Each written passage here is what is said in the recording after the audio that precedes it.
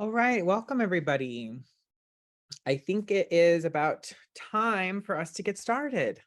It's super exciting to see you all here today. We actually have a mixture of scholars, so current equal scholars, and chapter members. And so it's like a range from high school to college. The presentation we're doing today is College 101. So for some of our scholars, some of this will be a little review. But there is really good content in here. And Jarvis and Scott actually work in postgraduate stuff. And so if you are a current scholar and you have questions for them, they have a wealth of knowledge. So a few housekeeping things. If you have questions for Scott and Jarvis, please feel free to just put it in the Q&A. So try not to type it into the chat just so we can keep it all in one place. Feel free to use the chat though. And so if you want to make comments or share information, that's totally fine. All right. I think that is about it. I'm going to turn it over to Scott Carlson and Dr. Jarvis Chen. Excellent. Thank you, Biff. Appreciate it. I hope everyone's doing well. It is already dark here in Massachusetts, so our cold winter has begun. I hope everyone's staying nice and warm wherever you are. I see California. I'm a little jealous. Fun fact, it's actually been dark here for like 3 hours. So yeah, we're grinding out over here. So it begins. So yes, my name is Scott, as mentioned. I work at Suffolk University as a senior assistant director of enrollment, so in the graduate admissions office. And I was able to get my MBA while I was working at Suffolk as well and pick up a lot of knowledge along the way. So I'm always excited to share that knowledge to help students figure out this labyrinth of a system. So I'm really looking forward to this. And yeah, go ahead, Jarvis. hi, I'm Dr. Jarvis Chen. My pronouns are he and him, he and his, and my role is program director of the McNair Scholars Program. We assist first generation, low income and or underrepresented undergrads with applying to and succeeding in master's and PhD programs. I also teach research design, information design and data analytics, and quantitative techniques at Northeastern University. And happy to be here. Excellent. Yeah, so we have a lot to share. We'll get rolling. So a little more housekeeping. Here's how we'll structure things. We'll go college search. That's where sort of everything begins. Application process. We'll talk about a little bit about post-admission and how to make the most of your offers and make the most of your options at that point. And then we'll talk financing. And then we'll answer all those questions that you pour into the chat. So off we go. This is something that no one really told me about, so I wanted to include it just at the highest level, the different levels of study at universities. There's a bunch of acronyms thrown here, so you can see if there's a second A, so an Associates of Arts is generally what that is, whereas the S would be an Associates in Science, similar BA, Bachelor in Arts, BFA, Bachelor in Fine Arts. And you can see the different sort of parameters for each of them. It gets a little bit more murky as you get into graduate programs because they are vastly different across whether it's a Master in Science, whether it's a Master in Art, an MBA. And then additionally, you have law and medical options, different, JD being a Juris Doctorate, and MD being a medical doctor. And then their associated additional sort of credential. I forget what LLM stands for, honestly. So lots of acronyms. And then as you get into other doctorates, these are the very research oriented. Your goal is to produce research a lot of the time, at least with a PhD. EDDs are educational doctorates. DBA is a doctorate in business administration. So that's like an MBA on steroids, if you will. It involves more research essentially, whereas in a regular MBA, you will not really do a ton of research. You're more implementing it, so you're not designing studies and things like that. You can also see the difference in terms of competitiveness. So associate degrees, they're open access. And I actually went to a community college up here in the Northeast, and then progressed on to a state school, and then continued onto a private institution for my master's. So we'll also talk about the difference between public and private, as well as profit versus nonprofit, which I think a lot of people don't realize that there are for-profit institutions for education. So always just something to look out for. Not that it's inherently a bad thing, but it just informs the way that they teach and their model, essentially. So also, this is going to affect your search a little bit, the level of study that you are looking for. So for those of you in high school looking at associate's and bachelor's degrees, in terms of associates, you want it to be accessible to you. You want it to be close to home and be able to complete the classes, whether they're online or in person. Whereas bachelor's, you're looking for more of a vibe. Oh my goodness, am I not sharing my screen? Thank you, Jarvis. Holy smokes. That could have been bad. Thank you so much. So I'm just gonna back up real quick. Let's see, can everybody see that? Give me a thumbs up, Jarvis. All right, thank you. So yes, here we are again. Here's our agenda. This is what happens when it's 7 o'clock after a work day. I start making mistakes, so I hope you won't hold it against me. So this is gonna be easier to understand now that it's laid out in front of you. And certainly what I'll do is I'll download this deck and send it to Biff, who can forward it on to you. I can also just email it to you. We'll put our emails up. So don't feel like you need to take a bunch of notes, because we'll send it out to you. And it's also being recorded. So here's all of that sort of laid out. And then, so here's where we were, levels of study and how it affects your search. So as you get further into your studies, it depends on, it will inform your program search based on the size and location of the university for bachelor's. You definitely are trying to catch a vibe of the university as a whole, whereas for graduate programs, you're really looking for the program specific. In this point in your career, or in your academic career, you generally have a better idea of what you're doing. So you're really specializing in a specific area. And you want to look for internships, travel seminars, different licensures associated with these programs, depending. So a CPA, a certified public accountant, that's sort of the standard for accountants. So if you want to become a CPA, chances are you're going to have to go to 4 years or at least 120 credits, and then an additional, I think, 30 credits. I am certainly not an accountant, so I'm not sure about that. And so looking at law and medical doctorates, you want to make sure that you're chopping it down a little bit more into your program specialization. So at Suffolk University, where I work, there's a really well-known intellectual property sort of focus, and it's a strength of the program. This is also something to look at with your graduate programs, but just even more so as you look at law and medical doctorates. And then other doctorates, yeah, you're doing research a lot of the times, again, not all times, in cases of EDDs and things like that. So you're looking for a mentor match, and basically you're applying to a faculty member a lot of the times is the way to think about that. So you want to make sure that it's a really good match, and that they use a theoretical framework that you are looking into, or do research in a specific area.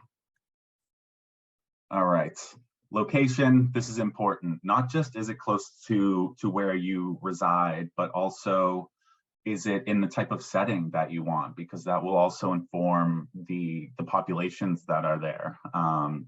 Speaking for myself, the state school that I went to, private public institution. So most of the individuals that went there were very much like me. It was 20 minutes from my home, and it got me exactly what I needed and what I wanted.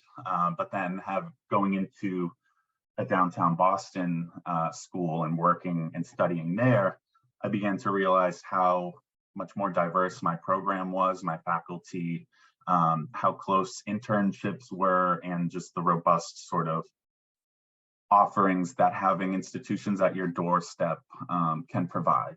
Now, I'm of course biased because I work at Suffolk and I love our location.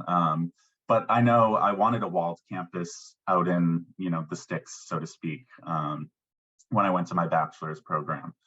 Housing options, do they provide housing? A lot of associates programs do not. And then once you're looking for your bachelor's, there's generally housing options available. Keep in mind that you often pay for housing unless you become an RA, then you can subsidize that. So for me, applying to schools, I didn't really think about, paying an additional $10,000 or $20,000 for housing.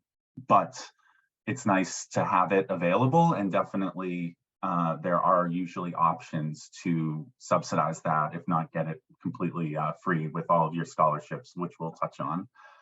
The values of the university. Is it religious affiliated? Does it have a social justice bend? Does it have a political affiliation in any way?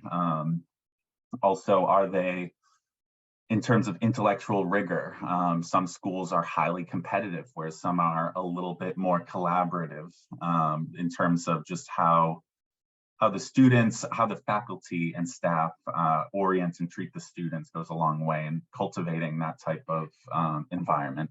And then your social life and recreation, of course. Are you looking for big stadiums filled with sports? Do you want to play sports?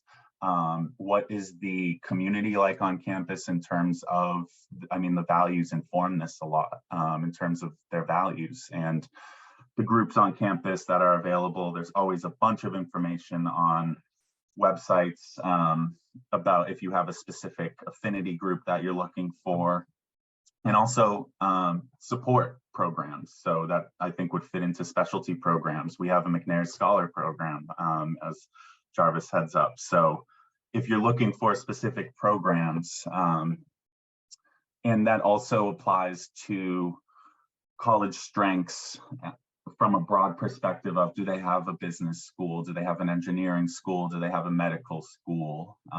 And what is the reputation of it? Cost, of course, again, we'll talk in depth about that in a little bit. Selectivity, we'll also talk about that in a little bit in terms of how to think of a mix of portfolio of schools to apply to. And then college versus university. No one told me the difference between this. It's not incredibly important, but I think it's just nice to know. So a university is comprised of multiple colleges. So at Suffolk University, we have a college, a school of business, a college of arts and sciences, and a law school, all under the umbrella of Suffolk University. When I went to Bridgewater State University, a few years prior, it was called Bridgewater State College because they didn't have an engineering program yet. So an engineering school, excuse me. So that's just something college is generally smaller, but not always. That's not a hard and fast rule. And then take action. Jarvis is going to talk a lot about this. Visit campus, be organized, make lists, find the deadlines, write them down, have a little working Word doc, or even write it down. I know that gets things into your brain a little bit better, and then apply. So when you're thinking of your application portfolio, you want 1 to 2 safety schools. These are schools that you are 80 to 90% sure that you can get into, and you feel very confident about your ability to succeed there. Target schools, this is really they're a good fit. They check most of the boxes. And if you got into a couple of them, that would be great. And then your reach schools, if you get into one of these, that is excellent. That's why you want to apply to 2 or 3, and never count yourself out. I would say you'd be surprised at schools that you can get into. So don't limit yourself. I would say, of course, be realistic, but those reach schools should not be target schools. They should be schools that you would really be over the moon to get into. And you're not sure if you would, but it's worth a try. All right, so I will hand it over to Jarvis, and you tell me when to click that button. All right. So I did get a question in the Q&A section that was asking, is there an easy way to find out information about colleges' values? Are there sites that share that type of information? Every school is going to talk about their mission and their values on the website of the school. Now, one thing to keep in mind is that is something that's more of a promotional material, but they are being very choosy about what they put out there as their mission. They're being very deliberative in terms of how they choose what their mission is. But the best way for you to get an idea of the school is to talk to people that work there. Talk to staff members, email them, email professors, and more importantly, email current students. The current students especially will give you the most honest account of what it's like to be a student at that school, regardless of whatever the stated mission is. And the more you know, the better your perspective is going to be, and the more informed you will be about making your decision on if you want to go to that school. And that's the perfect segue. Next slide, please. I'm going to present you with a application iceberg. Now, an iceberg is a floating body of ice in water. And what you see floating on the top is dwarfed by the amount that's actually below the surface. So if you're thinking about the iceberg that basically ended the Titanic's maiden voyage short, it was a large iceberg. It was even larger below the surface. So what we want you to do is to get a good overview today, basically a bit of a application boot camp in terms of getting deeper and deeper into the iceberg so that you get a fuller picture of the entire application process. We don't want to be on the surface. The surface is just blindly applying to schools. What you want to do is get noticed, contact people, gain support, and see the big picture. You want to maximize your application. You want to maximize your opportunities to succeed. Next, please. I'm going to give you a good little visual here. This is a mystery. It is magic, right? Someone is sawing someone in half. And if you look very closely at the legs of this apparatus, you might get a little bit of a picture of what's going on here. But when you're looking at something like this, you don't want to know how it works. You don't want someone to explain to you what is going on here. You want to be fooled into thinking that someone is actually being sawed in half. But, next slide, please. The reality is a lot less magical. The reality is a lot less interesting, and it kind of ruins it. So the previous slide, I'm sorry, the quote was, you don't know what you don't know, from Socrates. The next one is, knowledge is power, some other person. So the thing about the application iceberg is, next slide, I don't mind this mystery being spoiled. I want to know how this works. And the better that you know how this works, the better equipped you are to succeed. It's not about the magic, it's about the reality. Next slide.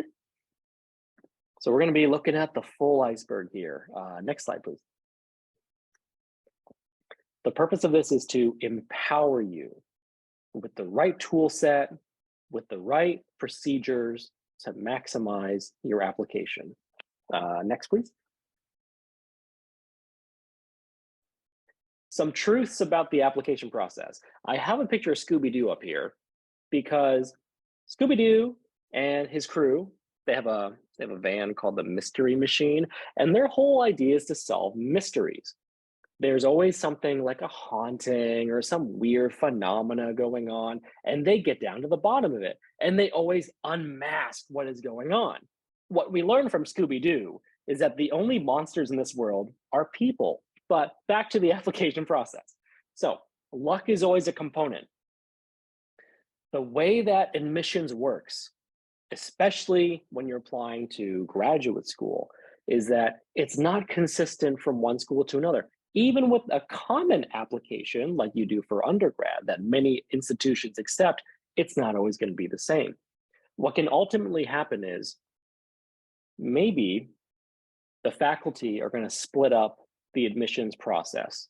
So is it every faculty member divvies up the number of applicants to their program? So let's pretend there's 10 faculty member and 1,000 people apply. Is each faculty member getting 100? Your chances are going to be better with one faculty member than another. When I worked on admissions for Northeastern University, work on my PhD, I wanted to just focus on first generation students. So if you weren't a first generation student, I just tossed you out. That is advantageous if you're a first generation student, but you are out of luck if you're not. And it just so happens that those students got in my pile and they had luck, whether or not from my pile or from someone else's pile. Sometimes it could be the junior faculty, the ones that are up for tenure, and they have to do a lot of community service in their program. So all the young faculty members are doing the admissions. Maybe it rotates. In any case, sometimes it is just luck. I've had plenty of students apply to a program and not get in, and then to apply to a better program and get in. So luck is a component, but you are always able to maximize your potential when you're applying. Let folks do their job for you. You have people at admissions. You have folks like Scott. You have folks like me. Use them. They're just sitting around waiting to do their job. Part of that job is informing you, the person that is interested in the school. You may find that in talking to someone like us, you like the school more. I had one student the other day, she contacted a professor in a program that she was applying to, a PhD program in public policy and admissions. Afterwards, she was like, Jarvis, I don't want to go to the school.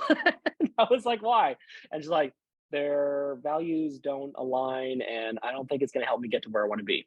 And I was like, was that on the website? No, I only found out because I talked to someone. That narrowed her search. That helped her find the right school. Imagine if she just applied blindly and ended up there. I had a colleague who was in my PhD program. He joined the PhD program to work with a very specific professor.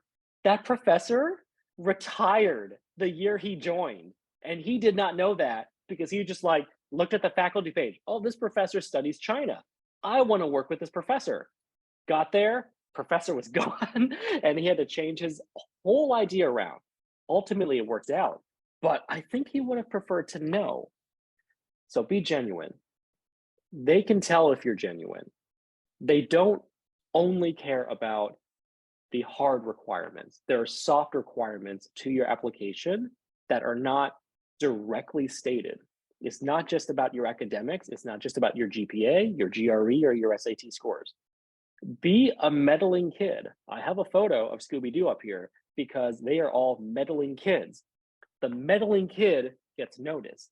The squeaky wheel gets the grease. So let's go on to the next one. Thank you. I'm going to talk briefly about first generation and also international students. So first generation students, in terms of the research that we have out there on first generation students, a lack of awareness is usually the biggest challenge for first generation students. Navigating your options and navigating information is a common obstacle. And our first generation students, myself included, have their own iceberg to comprehend on top of the iceberg that everyone else is already comprehending.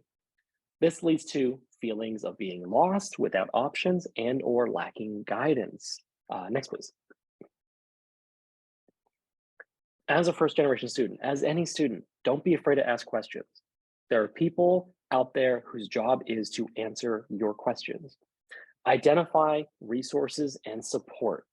Find folks that are able to assist you to assess the cost, to find more support. If you're asking just one person questions, there's probably 3 other people you could be asking the same questions for, and they will give you totally different answers.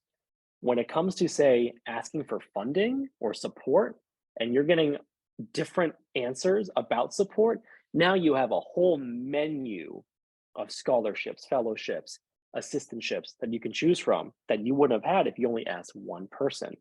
Know the helpful people and stick to them. Ultimately, it is an honor to be a trailblazer for your family and for your community. Next slide, please. In terms of first generation students, at all levels, we represent a very diverse group. We're a sizable part of the population. Suffolk University's new incoming class is 40% first generation. When your incoming class is that big in terms of being a first generation population, you take notice and you start caring about what those students need. Compared to other students, first generations have the most diverse career interests, and they're more open to more career options than non-first generation students. They are doing more things and taking on more interesting jobs than other students. You will do all the things. One of my students the other day, she was talking to me during our regular check-ins, and she was like, Jarvis, I hate being first gen. I hate it. I was studying all weekend, and then I come to class on Monday, and then these other people in my class are talking about all the fun stuff that they're doing, that they did this weekend. And I couldn't do it because I'm first gen. I have to do all this extra work to catch up. I needed more help. So I had to go and get some books, but I had to borrow those books. And it was hard to find those books in the first place. And then this other person was like, oh, my mom just got me a tutor. I hate it. And I told her, you know, in terms of experiences, you will get there once you've done all the things you need to get to this next phase in your life. When I was in college, I didn't travel abroad. I didn't get to travel at all. Money was tight for my family. I had to work hard to move on to my master's program, my PhD program, et cetera, et cetera. Now, I'm a very well-traveled person, but I had to earn all of that to get to the point where I can scratch off this little map that I have in our bedroom, where it's just like all the places that you've been. And I'm proud of that map because not only of all the places that I've been to, but because I earned that map through all the work that I've done. Next, please. In terms of international students that are applying to schools, undergrad and grad, assess your goals and skills. Know if the programs that you're applying to are looking for certain requirements in terms of background, experience, language skills, what have you. Know the cost. There are tools available for specifically international students to calculate the cost for going to school in other countries. This is actually going to come into place later on. Get information, know the deadlines, reach out, like really reach out. I know that you will have websites that tell you deadlines. Go ask someone about those deadlines, maybe in admissions, maybe in the international students office. Get that in writing in an email. And not only are you getting that information like substantially reinforced, but now they know who you are. They'll be looking out for you. There are certain proficiency tests. You got the TOEFLs, then you have the International English Learning Testing System. There are going to be situations where a school will say, we don't require X, Y, and Z. This also is going to be the case for maybe the GREs, maybe for other things. Do not assume that all because something is not required, that means you're not supposed to do it.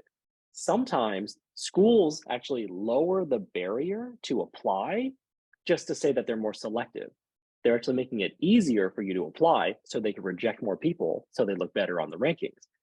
Also, if something is optional and you did it and you're applying against someone who is basically your counterpart, a comparable student, but you did the optional thing and they didn't, that just might swing things in your favor. And then after you get accepted, get into the visa process. Next slide, please. In terms of funding, there are a lot of different options for you, but let me kind of like dispel it a little bit. Generally, these are not hard and fast rules, but these are how things are generally run. You have graduate school fellowships or just fellowships in general. Usually a fellowship works very similarly to kind of like how you think of a scholarship.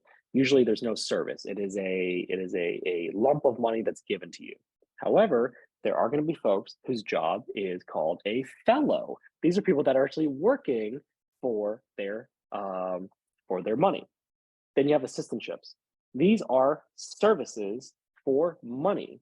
Typically, it's a teaching assistant, a grading assistant, or a research assistant.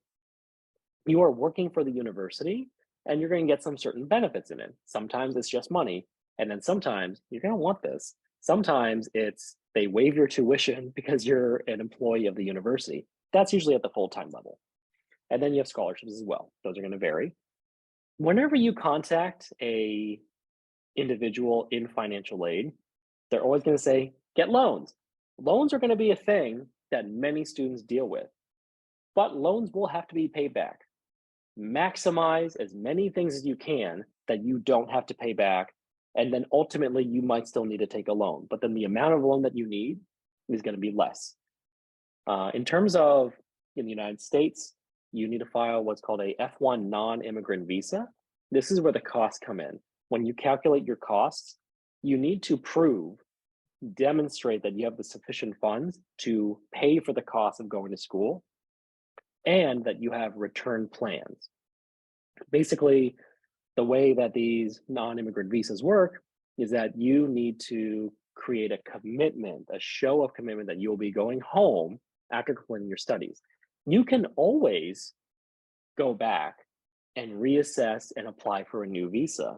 That doesn't guarantee that you can stay in the country, but during the international student kind of process, part of it for many schools is, and part of it for the visa process is that I will be returning upon completing my studies.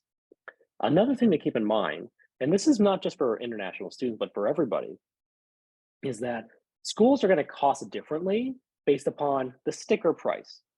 Private universities tend to cost more, but there are some public universities that cost a lot of money too. I went to UVM, it's the most expensive public university in the country. But that's just the sticker price. There may be other things. There's going to be differences from one school to another, especially from private to public, in terms of their fellowships, their assistantships, their scholarships, and their funding opportunities. You may find that a school costs more to go, the sticker price, the tuition, but there's more funding that might actually make it cheaper than another school that has a lower sticker price. Next, please. Couple things to keep in mind. And this is just a common thing for, I mean, this is more for everybody, but this is a common mistake for international studies as well. Hyper-focusing on one or two schools when there may be dozens that are an excellent fit for you. Ignoring soft factors in applications. This is a common thing that all students deal with, but international students in particular. A lot of international students are very focused on the academic side of things because they're used to that from their at home. But there's a lot of stuff here that American schools are really focused on, including like extracurriculars, your fit, if you're reaching out, your networking, community, commitment, that type of stuff. Ignoring these things, ignoring authenticity in the application process may have some consequences later on. Obviously, having a late start is also not good, and not gathering enough information to make an informed decision. You do not want to go to a school that's not a good fit for you. So the more information that you gather, the more people you talk to, the better off you will be. Next, please. So let's talk about 3 points of application: the whys, reaching out, and making a compelling portfolio for yourself. Standing out. Next, please. The whys. This ultimately comes down to, this is every cover letter that you will ever write. This is every interview that you will ever have for school. Why me? Why you? Why now? Why am I a good fit for the program? And why the program is a good fit for me? Next, please. For me, the why me, you're not just focusing on your academics. They're not going to care that you got an A in Orgo. That matters. But your GRE score is not the most important thing. Your SAT score is not the most important thing. How you express yourself, how you're conveying your life story, your skills and experience. your motivation behind going to this school, going to this program, your focus of community, your collaboration, your cooperation, your commitment to diversity, and your short-term goals, your short and long-term goals are all going to factor into your application. Next, please.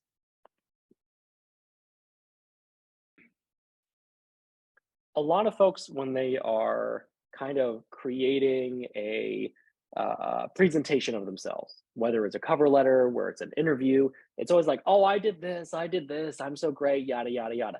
You're ignoring this whole other side of fit. It's not just I'm a good fit for the school has to be a good fit for me. You got to talk about the college or the university, the faculty that you are going to work with.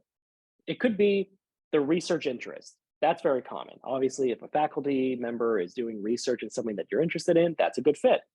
But there's going to be other stuff too. The classes that they teach, maybe there's some life similarities.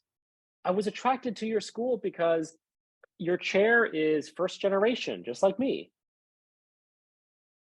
How you fit in with the mission of the school is also very important. You need to basically demonstrate that everything that you are proposing is in service of your goals. Going to this school is in service of your long-term goals. Next, please.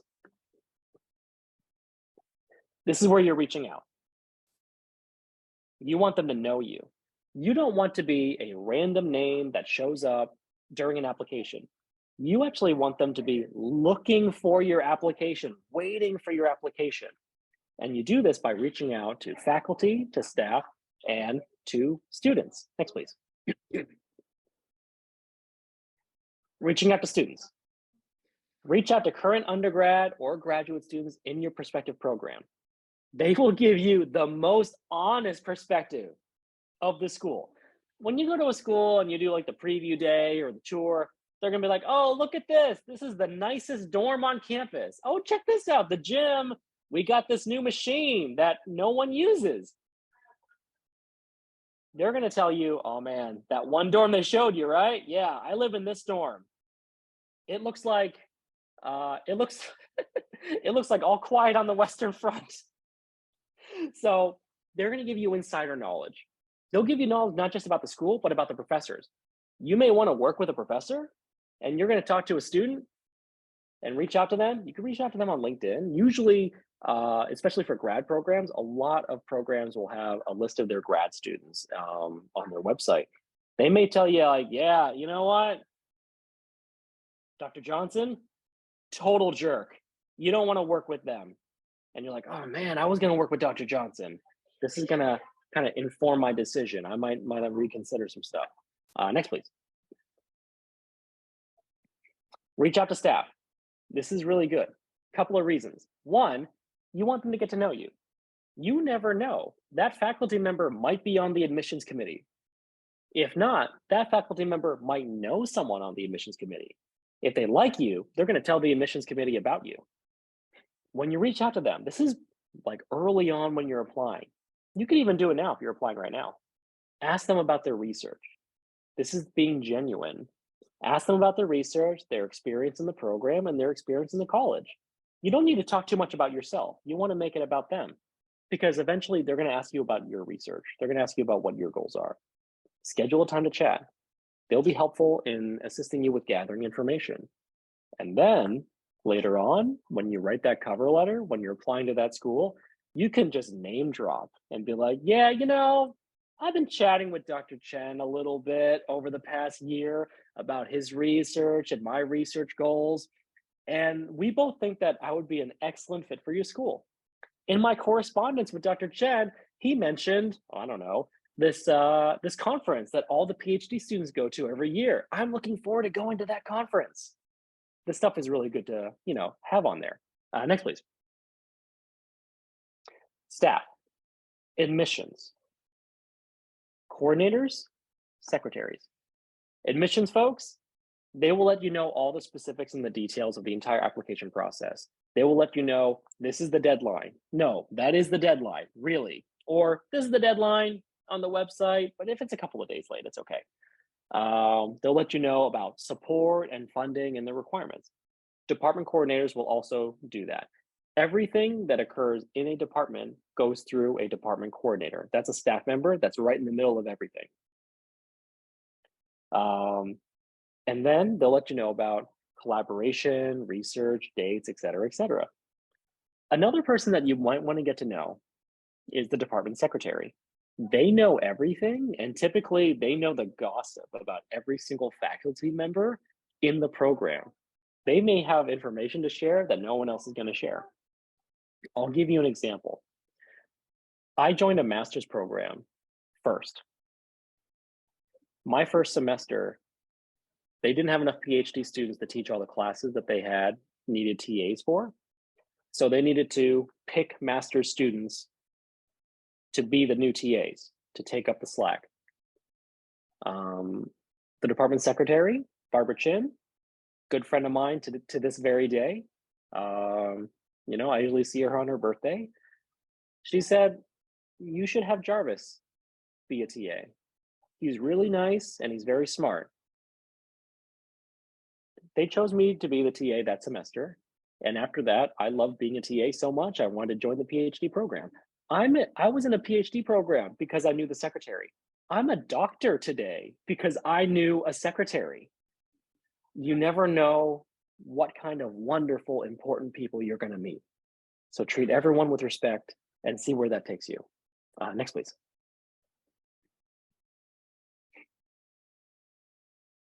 So this is something you have to do at every level: undergrad, grad, work, asking for letters of recommendation. One, very obvious. Let them know ahead of time. Give them plenty of time to do it. Let them know the dates. Let them know how many recommendations they're going to have to write, et cetera, et cetera. Let them know the process. They're on your side. But maybe kind of like steer them a little bit, you know? If you ask a professor or your teacher for a letter of recommendation, they're going to tell you, oh, yeah, Scott, great student, A in my class, perfect attendance. And you're like, is that useful? Is that useful for school?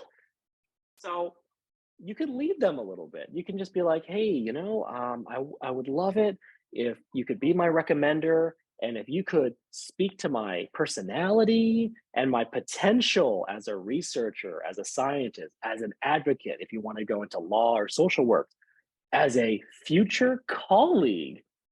Now you've inceptioned them. Your recommender is like, oh yeah, I got to think about that when I write this letter. That makes for a better letter. Next, please. Cover letters. Why am I a good fit? Why the program's a good fit? And then there's a customization section. This shows that you care about the school. We were recently doing a round of hiring for our division, and I will always remember this because we got a cover letter, and otherwise the candidate was very qualified on paper. They had a good resume, they had a great experience, but oh man, their cover letter really peeved me. The cover letter was like, "Dear employer, I am looking forward to working on your team in your school." And I was just like, oh, thanks for trying. Or in their cover letter, they asked like, oh, can you let me know what kind of relocation costs there are and what the sign-on bonus is? And it's like, you don't ask that kind of stuff. You're rude. You're rude AF. Get out of here. I don't want you. So the cover letter is really important. The customization section of your cover letter is where you say something along the lines of the mission of the school and how you embody that mission, how you aim to embody that mission, and faculty members you want to work with. I look forward to working with Dr. Smith. I'm looking forward to working with Dr. Pina because he works on gender identity and sexual identity, and his dissertation was incredibly interesting to me even before he became a faculty member. Those all sound really good in that cover letter. You want to emphasize also your long and short-term goals. It is not your dream to get a PhD, okay? Getting a PhD is the next step among a series of steps in your life. If your dream is to get a PhD, they're going to be like, oh, you're just going to take your time and savor getting your PhD, aren't you? If you say, it is my dream to do X, Y, and Z, and this PhD is just the next step, they're like, oh, they know what they want to do. They know exactly what the next steps are. They're going to get through this PhD as quickly as possible. And again, if you talk to a professor or with anybody, you tell them in my correspondence with Scott in admissions, Dr. Chen, you want to show that you've put in the time. This is a demonstration and follow directions. Okay. If it says 1,000 words or less, 1,005 words is how your entire application gets thrown out. Follow directions. They mean that. They'll look for reasons to keep you. They'll also look for reasons to take you out. Next, please. In terms of terms, you'll hear these a lot. For all intents and purposes, a cover letter, a personal statement, a professional statement, a statement of intent, they're all the same thing until given specific details. You'll apply to a school and be like, give me your cover letter, give me your statement of intent. In those cases, they mean the same thing. But you're going to have a situation where it's going to be like, oh yeah, submit your cover letter and then also submit your personal statement. There will be details as to what that means. But if there are no details, it's always going to be about my fit. Also, don't think of it as a personal statement. I don't care if it says personal statement. If you talk about your cat or your grandma, it's out. Okay? Focus on being a professional. Focus on the academics and the research and the goals. Next, please. In terms of addressing concerns, it's probably best to focus on your strengths. But if you have a concern, maybe you had a bad freshman year, your GPA wasn't that good for X, Y, and Z reasons. Don't dwell on it. Don't use it as an excuse. Turn your weakness, turn your concern into a strength. Say, I am proud to have a 3.85 GPA in essential coursework during my junior and senior year. You notice how I said essential coursework. There are some slight differences, right? Some GPA stretching going on. There's your GPA. There's also your GPA in your major. Your GPA in your major is probably better than your GPA. Maybe you want to highlight that. And then you can go on to say, the experiences I gained in the lab, my responsibilities as president of this club or treasurer, the research I proudly presented, these all demonstrate my growth and dedication throughout my undergrad, for example. Next, please.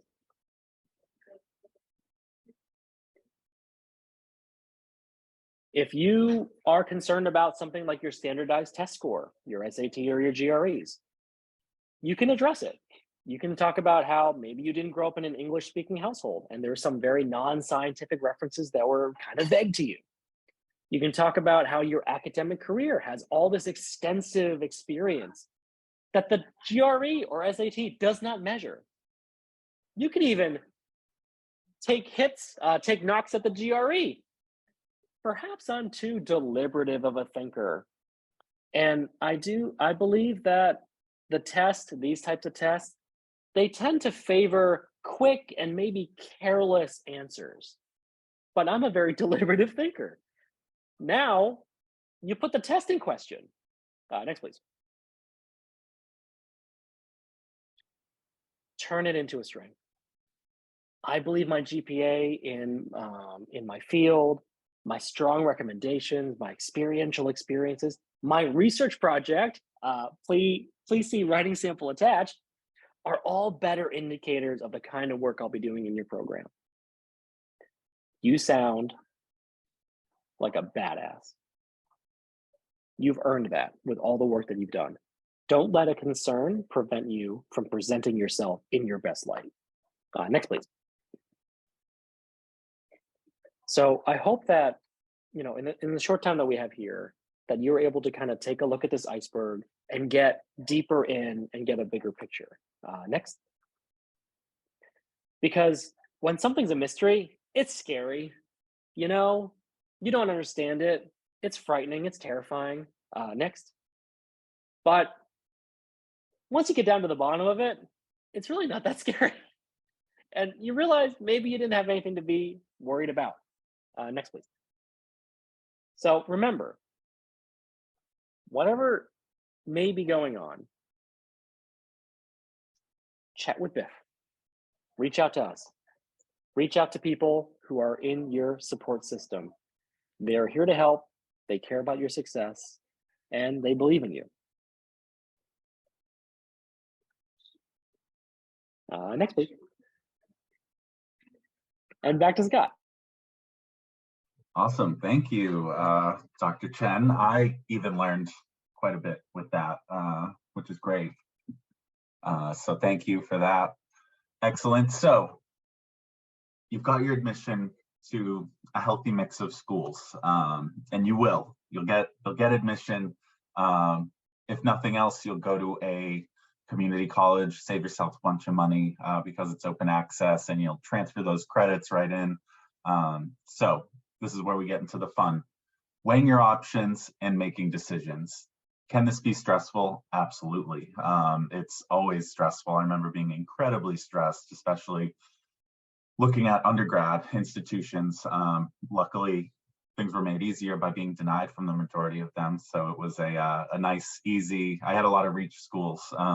So it made things easier, but it was still sort of a fun process to weigh these things and think about really, how do I fit in here? Do I like the vibe? Does it have a few important items that I'm really looking for that are at the top of my list? So that's when you start asking even more questions. Now that you've gotten admission, you sort of have a bit of the power. So you reach back out to the secretary, ask if she can connect you with the student, ask your admissions counselors as well. Definitely, and my realm of expertise is in admissions. And every one of my colleagues love helping ultimately. Like, I've yet to come across, and maybe I've only worked at one institution at Suffolk. So maybe I have a small sample size, but really it is be tenacious. I think is one way to think about it. And just coming from, I studied psychology in undergrad, and our final research project and research methods was on mere exposure. So just being exposed to something a little bit. And in our case, we looked at different brands. So if you're exposed more to Coke, you tend to like Coke more just because it's familiar to you. So as you reach out, you're making, literally just them seeing your name makes them more comfortable with you, and brings you to the top of their mind. Visit campus. Jarvis talked about this. Don't certainly keep in mind that your tour guides and even admission staff are sort of putting on their selling hats. They are ultimately selling in education. Don't be afraid to ask the tough questions. What are outcomes for this? What are some of the shortfalls with the program? I think that's a great question, and I love getting that one because it makes me really have to present the value proposition. I have to say, here are some of the weaknesses. It's an inflexible program, but along with that, you get a really small cohort, and you work through the program with only 4 faculty. So there's trade-offs to these things, and your admissions counselor should be able to let you know some of those so that you can make a very good pros and cons list. Write it out, open an Excel, throw it in a Word doc, just get it out of your head. This helps you de-stress as well, and especially comparing financial aid. We're going to dig into this quite a bit, but the bottom line in terms of post-admission that I want you to think about is petitioning for more and asking about different scholarships, different student employment opportunities, while keeping in mind, as Jarvis mentioned, we want to mitigate those loans as much as possible. And also, as he mentioned, loans are big, they're scary, often big, scary, but remember, this is an investment, and we're going to look at some data in a minute here that just supports that it's a sound investment, even when you consider interest on those loans, which is something that no one ever really told me about, that, you know, the loan sort of grows as it goes on, as time goes on, unless you're making payments on it, but we'll talk about that. So Jarvis also touched on the FAFSA. So that stands for Free Application for Federal Student Aid.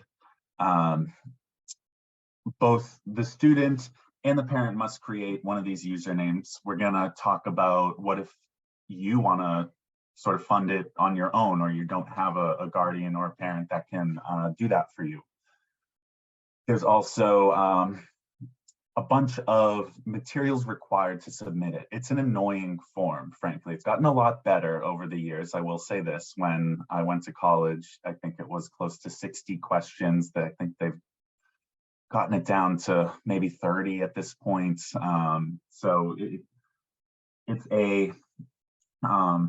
This is the way that students access loans, essentially, from the federal government. So you see the little star next to those scholarships and grants. This is also a lot of what Jarvis touched on, but the grants, scholarships, we love those. They come right off of your tuition price. And keep in mind, there are internal ones from the university that a lot of the times universities will offer that package right in the admission letter. Sometimes you need to work a little bit for it and ask them, hey, I don't think I can make this work. They work on the back end to the financial aid counselor reaches out to the program, who reaches out to admission, who looks at the budget.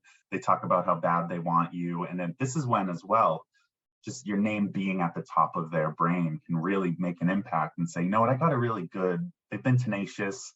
They really have shown dedication to the program. I think they would come if we gave them an extra $5,000 a semester, you know, whatever it is. So this is when you start to reap the rewards of the seeds that you have sown throughout the process. So then we get into student loans. FAFSA provides public loans. These are often, if not in all cases, protected in terms of having certain protections that the federal government has agreed with the lenders for. So in some cases, or for me, for example, all my loans are federal. So I am able, if I want to do an income-based repayment plan where they say, okay, you're making $40,000, your loan payment is going to be $200 a month instead of the $500 that it was before, since you said it was unmanageable or you lost your job. So these protections are pretty important. The private sector also offers loans. So from banks, Sophie, you might see ads for them. They also provide you with a loan. The interest rate might not be fixed, which we'll also talk about, the fixed versus variable interest rates, because they can really, it's just something to keep in mind. I know I'm throwing around a lot of terms, but these are things to dig into a little bit and just consider, and things that I didn't when I was looking at programs.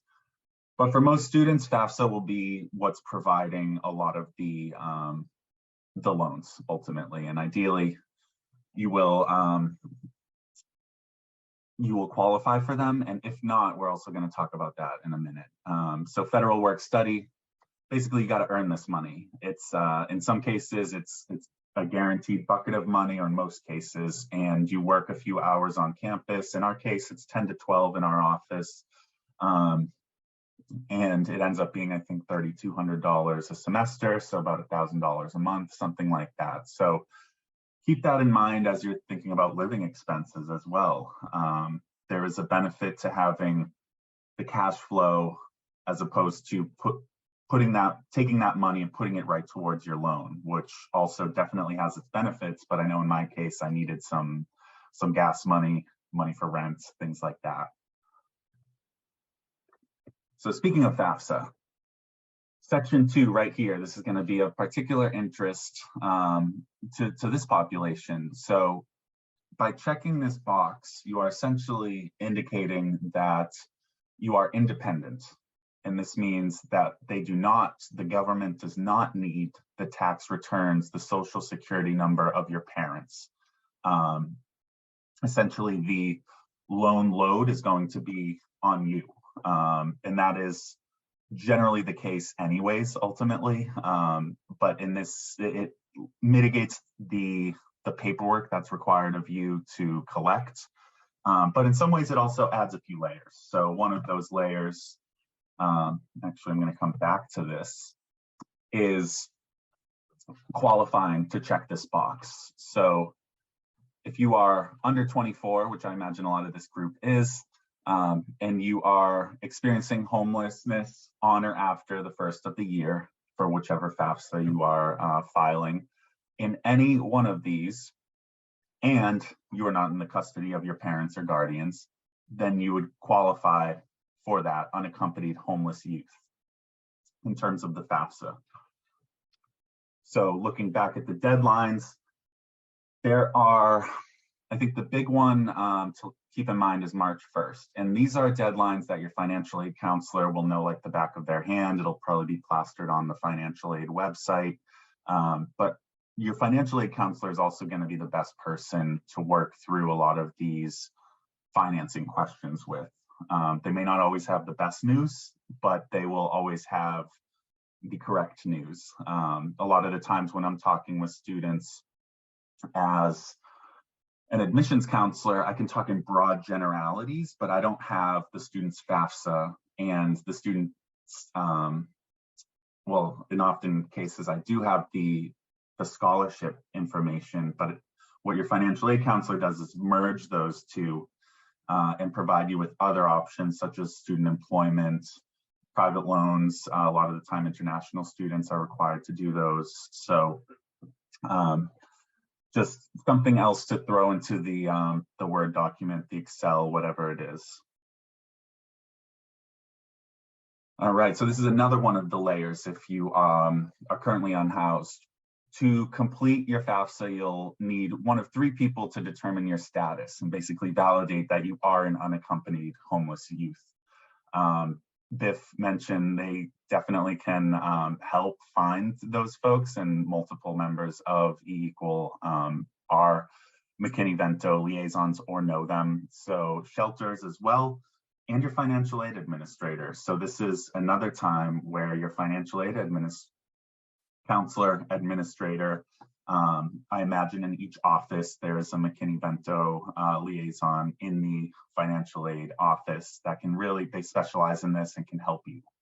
So again, be the squeaky wheel, reach out.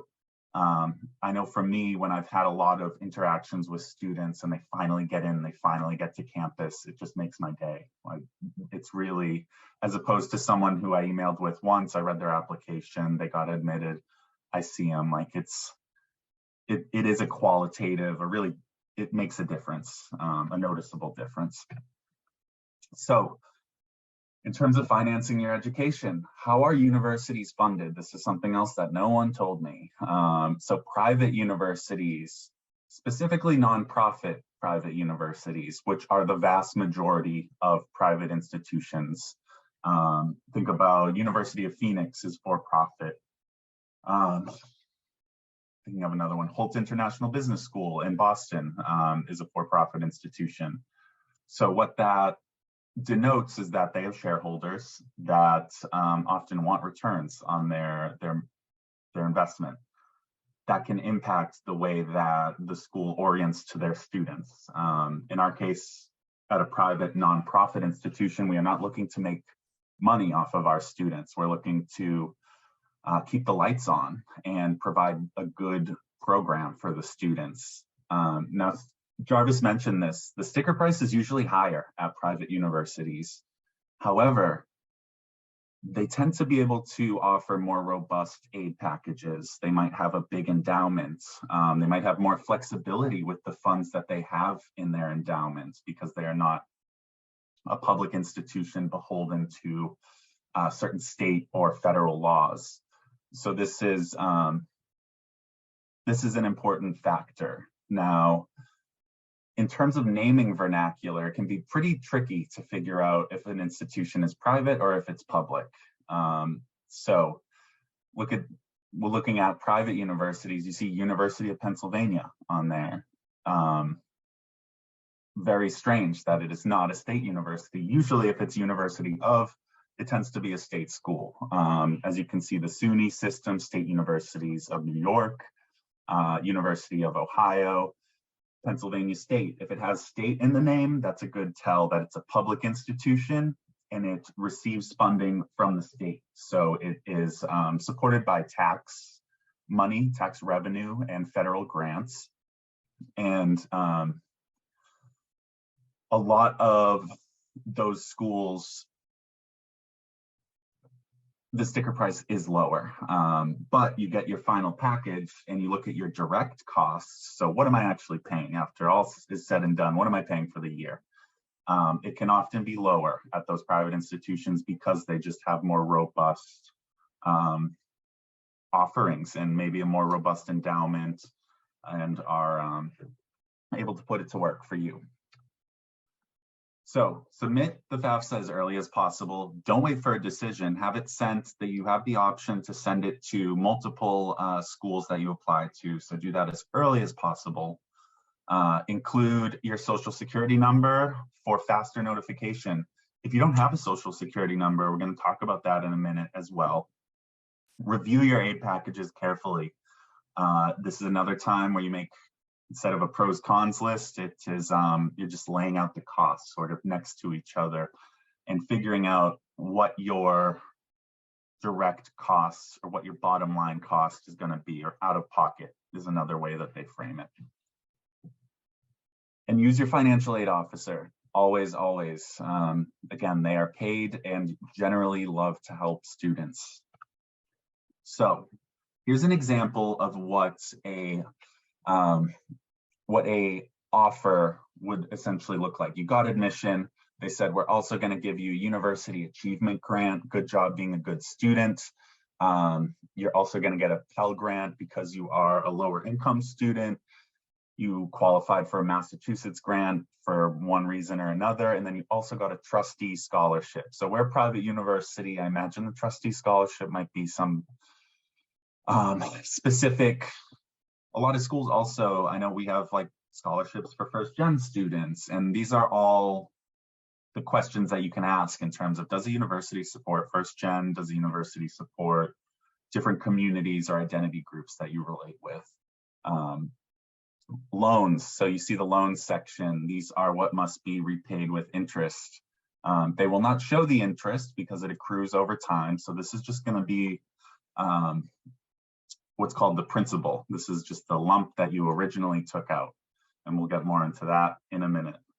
And then you have your student employment. So it says, all right, in fall 2019, you get $1,250 over the 3 months that the semester is.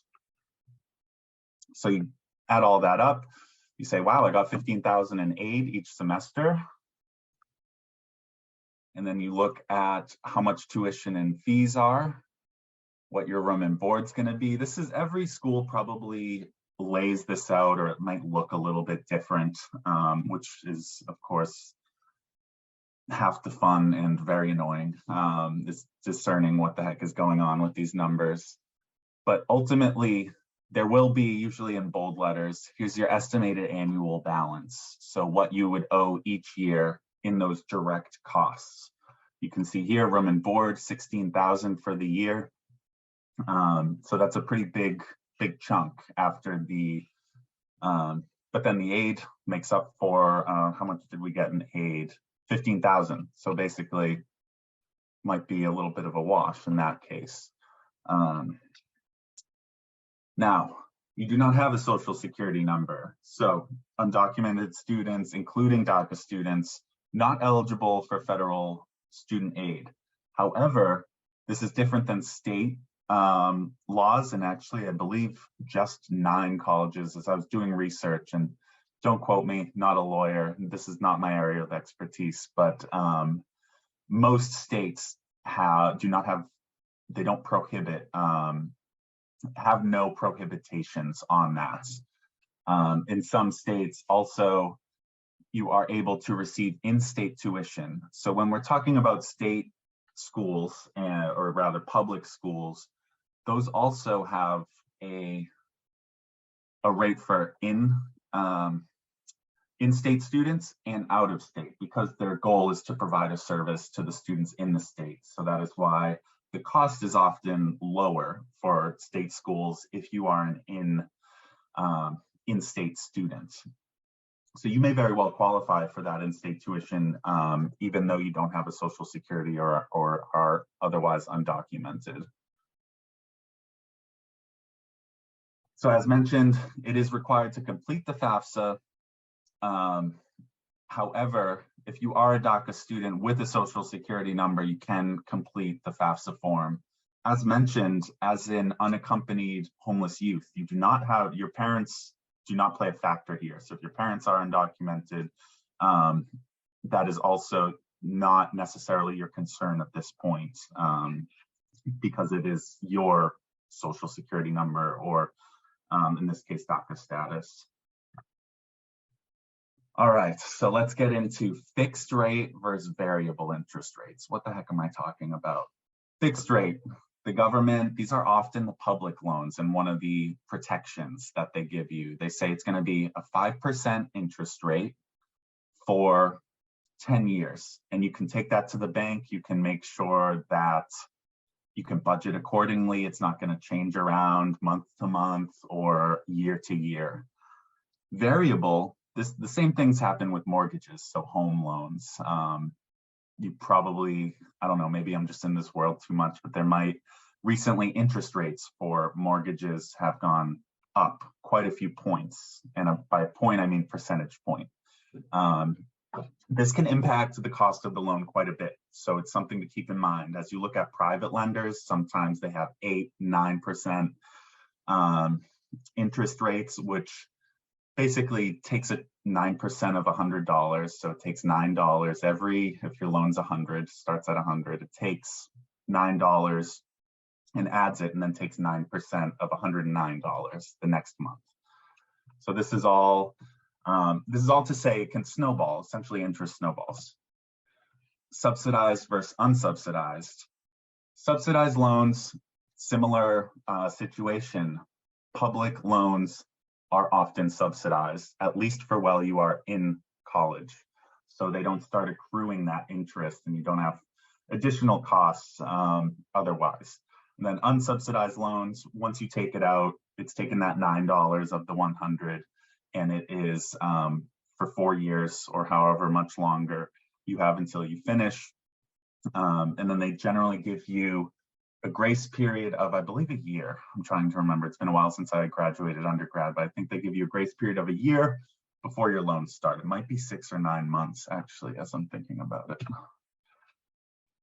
Now, this is basically how interest payments work. At the beginning of your loan, you're paying off mostly the interest. And as it goes on, you start chipping away at the principal. So if you don't put in $150 for month 1, $41 is going to interest, 108 is going to the principal. And it starts to flip so that more money is going to principal than interest as the loan progresses. Now, an easier way to think about this is looking at an example. Let's say the average, actually, which we'll get to in a minute, tuition costs around $30,000, and it should say tuition debt, essentially. So most public loans, 10-year repayment plan. But one of the protections that you get with that public loan is you can say, I want to bump it to 15, I can't handle these payments, or I want to go on income-based repayment plans. As we look at the payments here, these two are the same, same amount, same period, but the interest rate is 2 points different. What this means over the 10 years is that you are going to pay almost $4,000 more in interest because less of the money is chipping away at that principal, the core of the loan. If you go to 15 years, generally that will also, or it will always increase the interest paid. And that is because you are, again, putting less money towards the principal.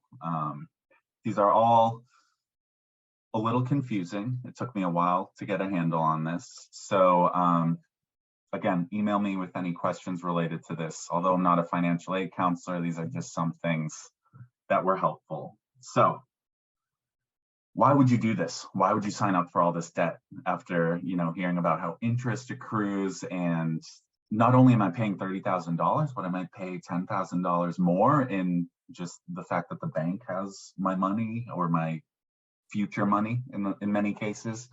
this is why you do it, because ultimately the data shows that it's worth it.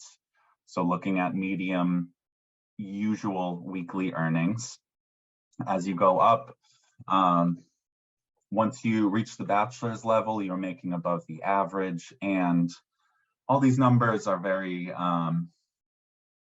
ambiguous. So what I did was just lay it out. We have average salary that I was able to find from education data or the Bureau of Labor Statistics for each level, essentially. So you come out, look at how much debt the average medical student or doctor, lawyer comes out with.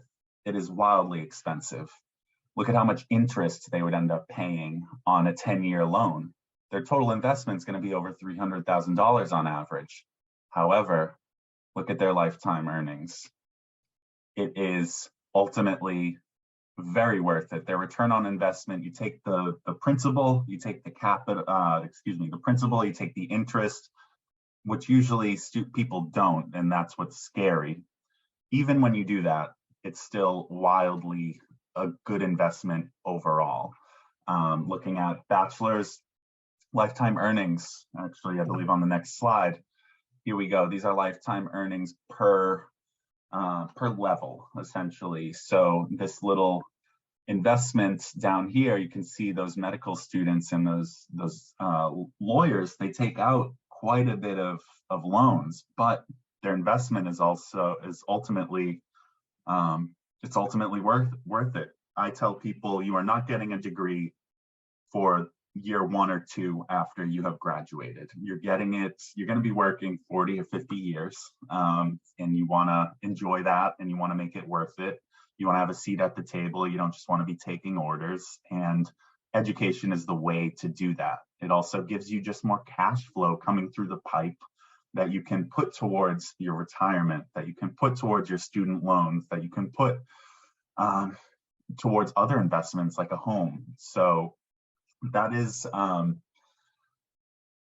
the data sort of tells the tale in this case. Don't always trust the data because it can be tricky, but ultimately if you finish the degree, which is the important thing, is finishing. And keep in mind as well, don't think you have to finish in 4 years. It took me 7 years to finish my undergraduate degree. And then 2 years later, I went on and got my MBA. And now I'm 32 and I have that MBA, and I feel like I finally sort of caught up. But really that whole time was very valuable, working part-time and just exploring ultimately, because I was not ready. So looking again, just a different way to look at it, the total investment, high school students, there's really no investment, nice and safe, but there's also no return. So no risk, but no return. And in this case, the risk is, it's not an absurd risk to go to college, thinking that it's going to lead to better outcomes for you ultimately. So these are based on averages in terms of the total investment similarly. And then you extrapolate that over the average amounts of years that these folks work. Keep in mind too, by getting an education, you are lengthening the amount that you can work, but you don't have to work, if that makes any sense. You tend, because your body is not, jobs with a bachelor's degree tend to not be as labor intensive.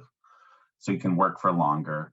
And also, one of the reasons I ended up getting my MBA was because I would love to sit on some boards when I look to retire and start my own venture and things like that, spin off a nonprofit related to education accessibility, things like that. They open doors for these options. So closing out, main points: stay organized, use your resources, be the squeaky wheel, be that tenacious squeaky wheel. Although I might give a little grunt as I see the email come in, I'm always like, I respect this person for reaching out and doing the dirty work, and I want to help them. This is why I'm getting paid. And then when you convert and you come, it makes our day. And it's an investment. This is not money you're throwing if you have to take out loans.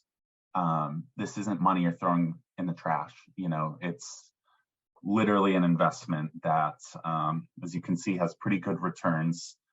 over the course of your life, because you're doing this.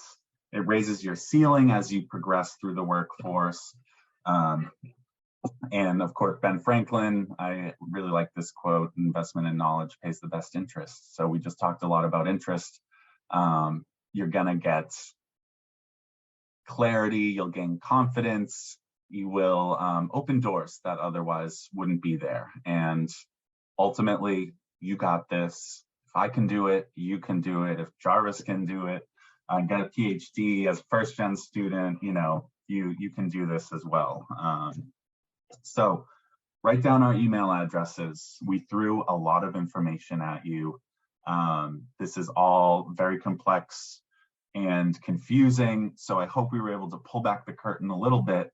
And if you want to dig into your situation a little bit more, absolutely reach out. This is again why we do it. So with that, great photo of downtown Boston right there. We appreciate you all attending. And yeah, feel free to ask questions now, or also, again, just soak up all that knowledge that we just threw your way. Stop sharing. There we go.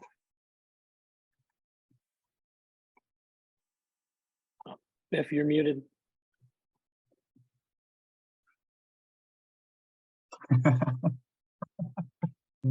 It's not a Zoom session, right? If somebody doesn't have to be reminded that they are muted. If you have questions, feel free to drop them in the chat, or put them in the Q&A. And yeah. So this presentation is done in partnership with Equal. Most of you know what Equal is, but we have a few opportunities available at Equal. And so if you want to learn more about what Equal does and the work that we do, you can totally go to our website at equal.org. And if you're interested in starting a chapter, so that's mostly for high school students, but we certainly have college chapters. You can totally do that too. Let's see, it looks like there is a question. The question is, what's the best way to get new scholarships while in college? That's a really great question. I like that one. Being a good student is one way. I know at Suffolk, I believe if you maintain a certain GPA, you are given additional money, from my understanding. And then continuing to use your financial aid counselor. Usually each year there are private scholarships. They could be for everybody. They could be for specific students. They could be for specific majors. There might be new ones that just started because they got a big donation. So you definitely want to check those pages for scholarships on the school website. Use your financial aid counselor, but don't forget about external scholarships as well. My fiance, when they started their MBA, we got a big fat book that said 1,000 applications, the 2020 scholarship application book. And some of them were one page that had $1,000. Some were, we need you to write an essay of 20 pages and it will be a $20,000 a year grant. So it really runs the gamut. Also keep in mind, some businesses also have scholarships. These are more of the external ones, but just always ask. And usually the people that know are also your faculty members. Use your faculty. And trying to think of anything else. Jarvis, any insight there? I mentioned this in the chat, but a lot of the time, a good number of scholarships and other funding opportunities, they go unused because they don't get enough applicants. So there is funding and opportunities out there. You just have to look for them.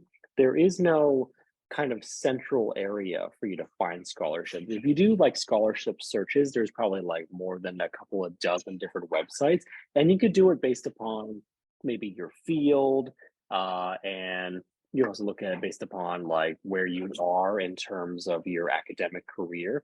So there's going to be some that are specifically geared towards undergrad, some for grad, and you'll have some very, oddly specific ones that are looking for women in STEM, or for first generation stuff. So, and yeah, there are there are a lot, some that are less official looking than others, and that's where it's really important to go to your department, go to your faculty members, ask them if they know anything, if they know someone that you can go and reach out to.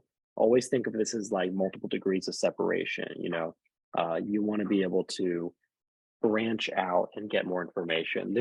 And even folks that you may not think of, there's usually a career services office, there's usually like an internship office. Even though they are an internship office, doesn't mean they don't know anything about scholarships and other opportunities like that. So always just keep an open mind and look for sources that will assist you in navigating the legitimate scholarships that you're kind of referring to. Yeah, I think searching for identity-based ones, first gen, different ethnicities and races usually have scholarship programs. I'll share my screen real quick because I think just looking at ours and the scholarships that we have available, we have a partnership with an organization, Ramba, and they have an MBA fellowship where it's quite a bit. I think it's at least half funded. It's a pretty big one, and we usually get like 10 or 12 applications a year for it, and there's 2 of them. So these are doing the work to sort of scrape these pages and ask questions can definitely lead to those opportunities. It's just, yeah, like Jarvis said, there's no centralized place. It would be really nice if there was, though. Business idea, I guess. And another thing is, if you are an equal scholar, staying an equal scholar will be good for you because it is our hope to increase the scholarship amount that we're giving out every year. And so Cora asking the questions here is an equal scholar. But yeah, so if you are one of our scholars, please stick around because we want to give you more. We're trying to do that. All right. Wow. Scott, Dr. Jarvis, you all did amazing. This was really, really helpful. And I'm super excited that our chapter members and scholars and others got to see and learn about this. And so thank you so much both for doing this. Yes, Thanks our pleasure.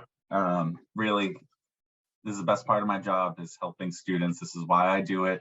And I know Jarvis is of a similar mind, which is why I appreciate you helping us out, Jarvis, because Jarvis has a different perspective, a deeper knowledge in certain areas, and I really appreciate that. So yeah, thank you everyone for attending. I'm sure you've had a long day, and we just, again, threw a ton of information at you. So use us as a resource and enjoy the rest of your night. Yeah, I'm hoping that this is not the last time that I speak to some of you, so please reach out. Yeah.